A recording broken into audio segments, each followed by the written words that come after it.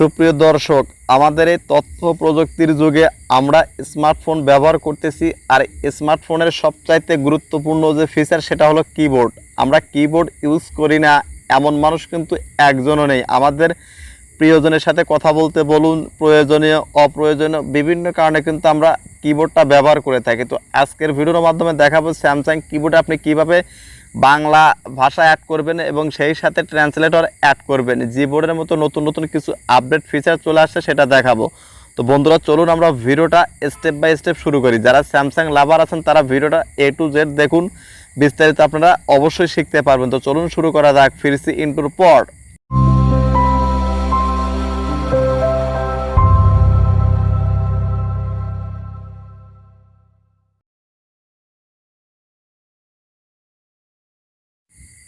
তো বন্ধুরা আমরা এখন দেখাবো যে আপনি স্যামসাং কিবোর্ডে কিভাবে জিবোর্ডের মতো ট্রান্সলেটর অ্যাড করবেন বা সেই ফিচারটা কিভাবে অ্যানাবল করবেন। এইটা অ্যানাবল করতে গেলে আপনাকে কি করতে হবে?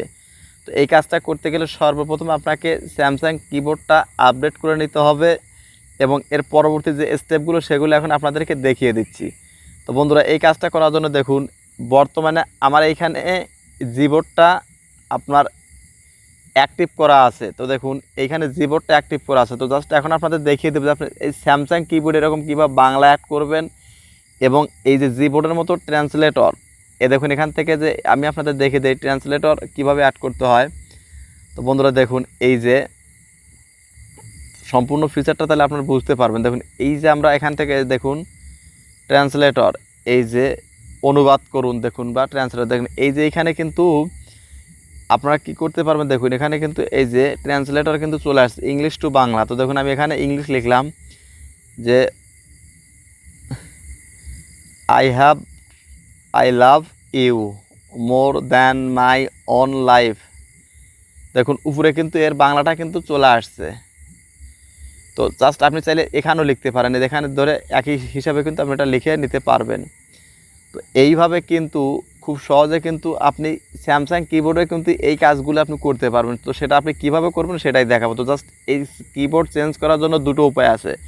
আর স্যামসাং ফোন হলে দেখুন এই ডান সাইডে দেখুন কর্নারে একটা কিবোর্ডের একটা আইকন আছে, অথবা আপনি সেটিং থেকে তো জাস্ট আপনি কী করবেন, এই কিবোর্ডের আইকনের উপর ক্লিক করুন।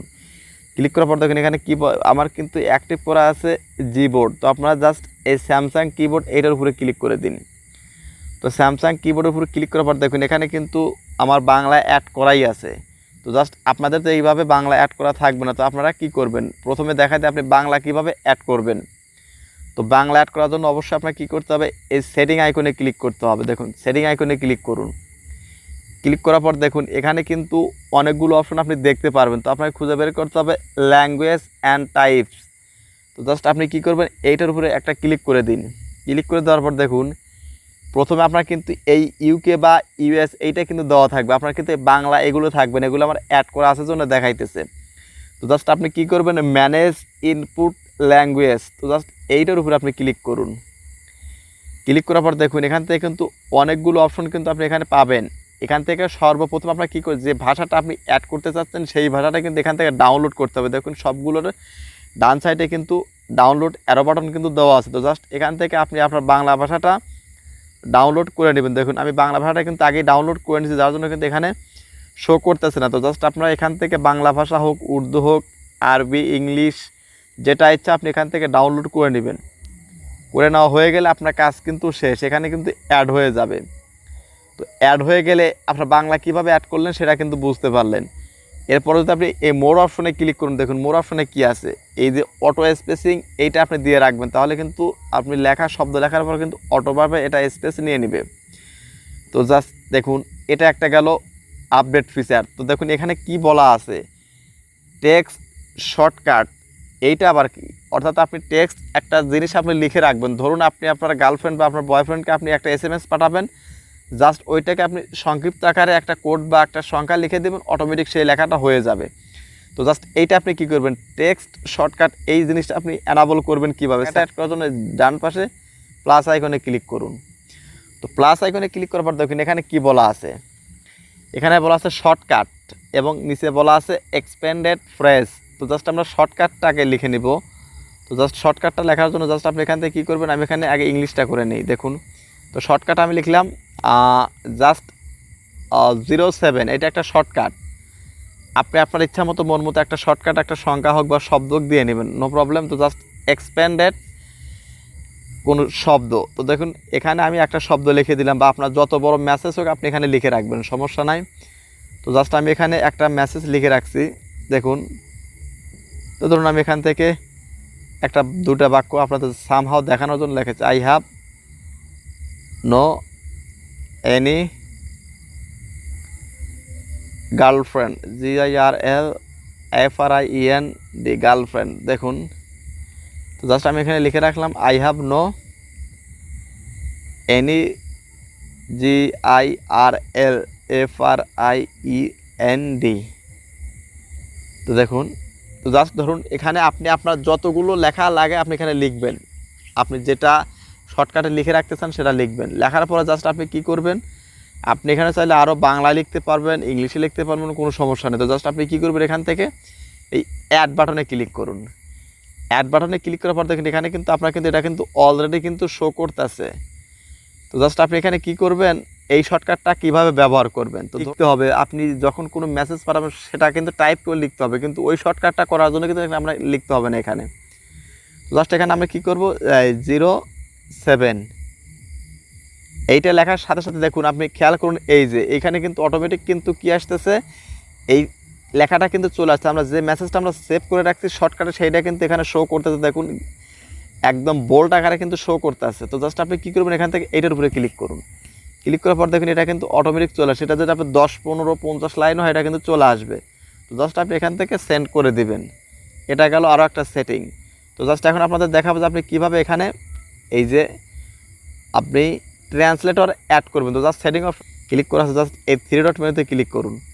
3 ডট মেনুতে ক্লিক করার পর দেখুন বন্ধুরা এখানে এই যে লেখা আছে ট্রান্সলেট, এই অপশনটা কিন্তু স্যামসাং কিবোর্ডে আগে ছিল না। তো জাস্ট এই ট্রান্সলেট অপশনে ক্লিক করুন। ক্লিক করার পর দেখুন বাংলা টু ইংলিশ। তো দেখুন আমি এখানে বাংলা টু ইংলিশ যেহেতু হয়েই গেছে, জাস্ট আমি এখান থেকে ভাষাটা চেঞ্জ করে নেই। এটা হয়ে গেছে, বাস হোক বাংলা টু ইংলিশ। আপনি চাইলে এখান থেকে কি করতে পারবেন, যে কোনো ভাষা আপনি এখান থেকে ট্রান্সলেট করতে পারবেন। তো দেখুন এখান থেকে আমি কি করে দিব, বাংলা লেখার জন্য আমি এখান থেকে এই যে আপনি এখন এখানে বাংলা লিখুন, সমস্যা নাই। এই যেখান থেকে বাংলাটা আমি সিলেক্ট করে নিয়ে বাংলা লিখে আপনার দেখাচ্ছি। দেখুন ধরুন আমি